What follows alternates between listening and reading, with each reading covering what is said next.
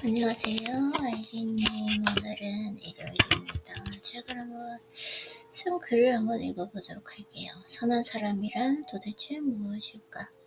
좋은 사람이 무엇인지 논증하느라 시간을 허비하지 말라. 좋은 사람이 되라. 나는 늘 생각합니다. 선하고 착하고 정직한 사람이 되고 싶다고. 그 바람 하나만으로도 나는 이미 그런 사람이 된 것 같은 착각에 빠질 때가 있습니다. 나는 선한 사람이 될 거야. 한번 그렇게 마음을 먹으면 그 마음 자체로 모든 것이 이루어진 듯 안도하게 됩니다. 하지만 시간이 흐르고 나 자신을 다시 바라보면 마음 한구석이 어쩐지 허전합니다. 선한 사람이란 도대체 무엇일까? 순수한 의도로 행동하는 사람은 어떤 사람일까? 그 정의는 언제나 뿌옇고 흐릿합니다. 선함이란 개념은 선명하게 잡히지 않기에 내가 바라는 그 모습은 언제나 안개 속 어딘가를 머무는 듯 합니다. 나는 다짐합니다. 착하게 살자, 선하게 살자. 그 다짐이 진심이라는 것을 압니다. 그런데도 문득 누군가에게 상처를 주는 말이나 행동을 하고 있는 나 자신을 마주하곤 합니다. 그럴 때 나는 그 순간에 나를 무지한 나라고 부릅니다. 좋은 사람이 되기 위해서는 단순한 바람만으로는 부족합니다. 거기엔 반드시 그만큼의 삶이 필요합니다. 그래서 나는 책을 읽고 생각하고 질문합니다. 선함이란 무엇인가? 착한 행동이란 어떤 것인가? 좋은 사람은 과연 어떤 사람인가? 그 답을 찾기 위해 나는 오늘도 배웁니다. 그러다 또 다른 깨달음이 찾아옵니다. 아는 것과 실천하는 것은 결코 같지 않다는 사실입니다. 말로 정의하는 건 쉬울지 몰라도 실천은 예기치 못한 변수들과 부딪힙니다. 세상은 불확실하고 사람은 예민하며 상황은 복잡합니다. 그 모든 것 앞에서 나는 종종 좌절하고 내가 바라는 좋은 사람의 모습은 멀게만 느껴집니다. 어떤 날은 이런 생각도 듭니다. 세상이 나를 선하게 살 수 없도록 만드는 건 아닐까? 나의 의지와는 별개로 세상이 나를 시험에 들게 하는 건 아닐까? 하지만 그런 질문 앞에서 오히려 더 분명해집니다. 가장 어려운 순간에 가장 선한 선택을 할 수 있는 사람이 진짜 좋은 사람이라는 사실을 햇살 가득한 날에 친절하기는 쉽습니다. 하지만 비바람이 몰아치는 날 차가운 말 대신 따뜻한 시선을 건넬 수 있다면 그것이 바로 내가 바라는 사람의 모습입니다.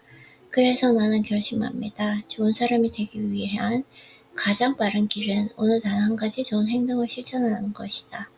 아주 작고 소박한 거 하나, 누군가의 말을 끝까지 들어주는 거, 감사하다는 말을 전하는 거, 지나가는 사람에게 미소를 건네는 거, 그렇게 하나하나 쌓이다 보면 언젠가 나도 모르게 좋은 사람이 되어 있을 것입니다.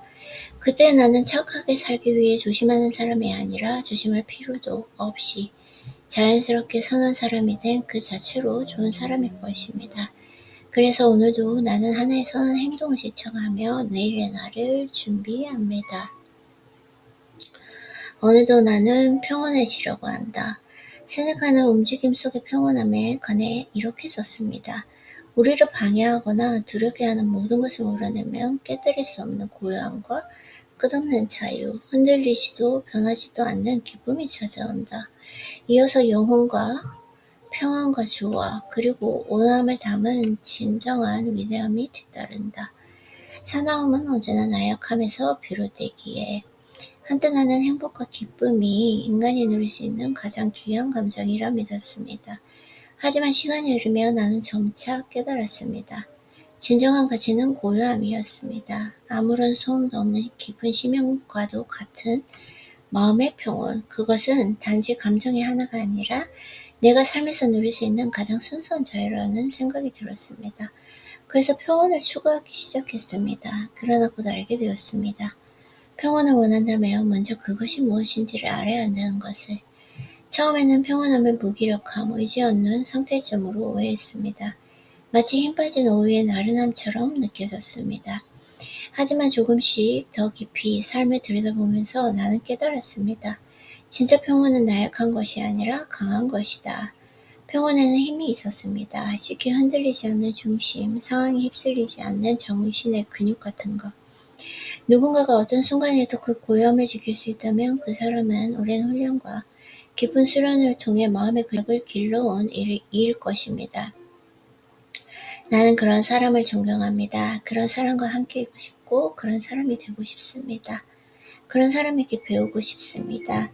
내가 평온을 지킬 수 있다면 나에게 닥칠 수 있는 두려움이나 불안, 혼란 같은 것들을 이겨낼 수 있습니다. 그 어떤 외부의 소란도 무너뜨릴 수 없는 내면의 고요함, 그것은 곧 끝없는 자유의 상태입니다. 그 자유는 흔들리지 않는 기쁨이며 변하지 않는 중심입니다. 평온은 인생이라는 강물 속에서 흐름과 하나 되어 살아가는 법을 가르쳐줍니다. 그렇게 인간은 온화해집니다. 그러나 그 온화함이란 단순히 나는 온화한 사람이 될 거야 라고 다짐한다고 해서 얻어지는 것이 아닙니다. 오히려 그것은 삶이 가장 극심하게 나를 흔들어 놓을 때 그 순간에조차 고요함을 지켜낼 수 있을 때 비로소 드러나는 나의 실력입니다.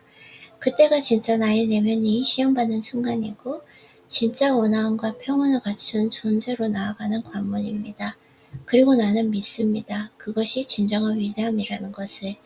그래서 오늘도 나는 평온해지려고 합니다. 평온하다는 것은 인생을 마치 물 흐르듯 자연스럽게 살아갈 수 있다는 뜻입니다. 하지만 그 흐름을 따라간다는 것이 말처럼 쉬운 일이 아님을 압니다. 우리는 끊임없이 물길을 바꾸려고 합니다. 흐름을 막고 멈추게 하려 합니다. 물을 손에 쥐려 하면 할수록 그것은 더 빠르게 손가락 사이로 빠져나갑니다. 그 사실을 알면서도 본능적으로 자꾸 움켜쥐려 합니다. 자꾸 통제하려고 합니다. 하지만 진짜 평온은 흐름을 바꾸는 힘이 아니라 그 곁에 조용히 머무를 수 있는 힘입니다. 조용히 바라보되 개입하지 않는 힘, 물의 흐름을 껴안되 방해하지 않는 힘, 그것이 내가 바라는 평온함이며 내가 갖고 싶은 자유입니다. 내려놓은 언어. 엘리트는 결국 환경을 설계한다. 아마 당신의 소음을 걸러낼 능력이 있다고 생각할지도 모릅니다. 하지만 불가능합니다. 소음이 당신을 압도합니다. 그러므로 소음과 싸우려 하지 말고 차단하십시오. 장이 열린 시간에는 TV를 끄십시오. 하루가 끝날 때 비즈니스 채널 사이트에서 고수는 어떤 상황에서도 여유롭게 대처할 수 있는 사람입니다. 반면 엘리트는 그런 상황조차 발생하지 않도록 환경 자체를 조율합니다. 이 단순한 문장의 무게를 나는 삶이 거의 모든 영역에 대입하며 살아가고 있습니다. 예기치 못한 상황 속에서 흔들림 없이 자신을 지킬 수 있는 능력, 그것이 고수의 힘입니다. 예를 들어 문제에 휘말렸을 때 실력이 부족하면 예측하지 못한 몇 가지 변수로도 상황은 통제 불능이 됩니다. 하지만 고수는 그런 돌발 상황조차 통제할 수 있습니다. 유연하게 정확하게 실력은 그렇게 예측 불가능한 세상에서도 흔들리지 않는 중심이 되어줍니다. 그렇게 좀 책을 쓸 때는 잘 썼다고 생각했는데 또 생각외로 또 그렇게 잘 쓴 것 같지는 않아요. 그쵸? 볼까요? 그러면은 제가 오늘은 그걸 한번 읽어보도록 할게요.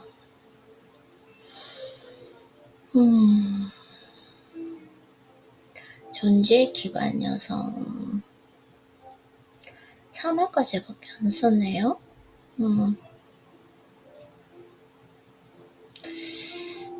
존재 기반 여성과 고기능 통제자 남성의 구조적 차이. 존재 기반 여성과 고기능 통제자 남성의 구조적 차이에 대한 심리 역동적 고찰. 감정의 생명력과 통제의 기원에 따른 내면 구조와 관계 양식의 결정적 분기점 서론입니다. 외형적으로 유사한 절제와 자기 통제력을 보여주는 두 인간 유형, 존재 기반 여성, existential structure woman과 고기능 통제자 남성, high functional control woman은 내면에서의 감정 처리, 관계 설계 방식, 심리적 동기 구조에 있어서 본질적으로 상반된 정서를 갖습니다. 이 논문은 이 두 유형 간의 내면적 차이와 상호작용 구조를 심리 역동적으로 분석하고 그들이 관계에서 보여주는 감정 운용 방식, 신뢰 형성 조건, 단절의 결정 원리를 통합적으로 조망합니다. 이들의 내면 작동 방식은 동일한 외적 질서와 통제를 추구하는 듯 보이지만 실상은 전혀 다른 존재론적 기원에서 출발합니다.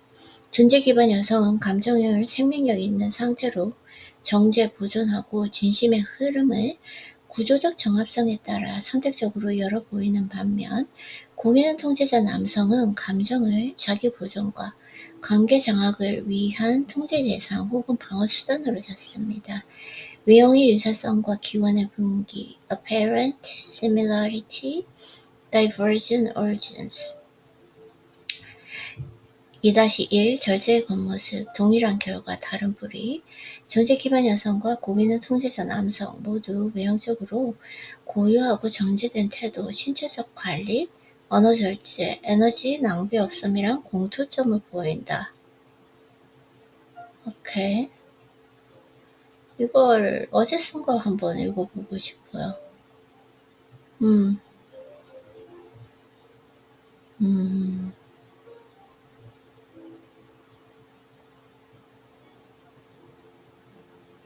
왜 이렇게 됐는지. 고기는 통제자의 감정 억제와 성공의 구조. 감정 억제와 성공의 구조. 고기는 통제자 남성의 내면 역동과 무의식적 감정, 갈망에 대한 심리학적 고찰.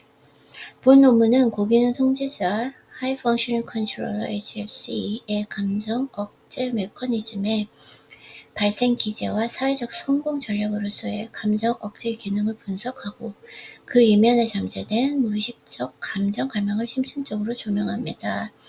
HFC 남성은 감정을 억제함으로써 사회 구조 내에서 통제력과 생산성을 확보하지만 억제된 감정은 완전히 소멸되는 것이 아니라 비의식적 차원에서 강력한 갈급함과 정서적 희귀, 욕구를 유발합니다.